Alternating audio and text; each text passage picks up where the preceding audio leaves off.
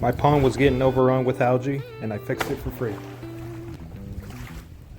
Wanted to show you a quick video on this rake I made to clean the pond. I know there's a lot of rakes that are being sold on the internet. We made this one here ourselves. Quick one by one. This is a cattle panel that I cut up and just bent over. Very crude. Tied on some wire here, nothing fancy, but it works like a charm. We do this about every year at the beginning of the year. No matter what kind of filtration system you have on your pond, you're bound to have stuff out here. We don't have a really fancy setup out here. We're out here on the farm. We're trying to do what we can. This is one of the ways we try to maintain our pond. We're going to be focusing on this pond a lot this year.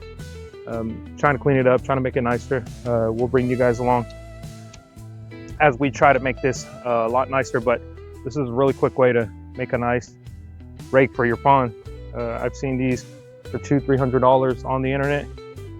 I didn't spend any money on this, but this rake here. So tied it on there, bent the hog panels a little bit, and made it happen. It works really well. It can help you.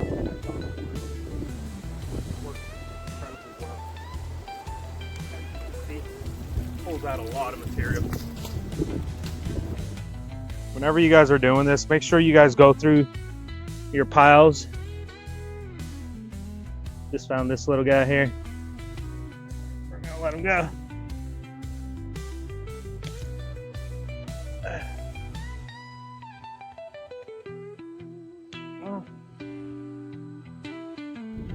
So as you can see, guys, you can accumulate a couple of different mountains of algae, stuff that's just inside of your pond that you don't want. We got a little bit out of the way today. Every little bit helps.